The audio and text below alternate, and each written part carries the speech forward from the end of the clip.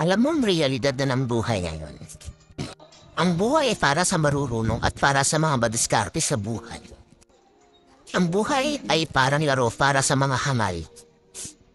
Komedya para sa mga ilang mayayaman. At trahedya para sa mga mahihirap.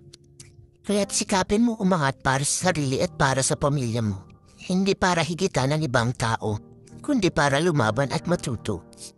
Ang buhay ay hindi perfecto.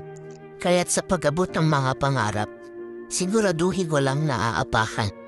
Kaya't manalig at magtiwala sa poong may kapat. Samahan ng panalangin ang bawat gawa. Dahil tayo ang gagawa ng paraan para maging positibo ang ating buhay. Gawin makabuluhan at may saysay ang bawat gawa. Tayo ang may kontrol nito.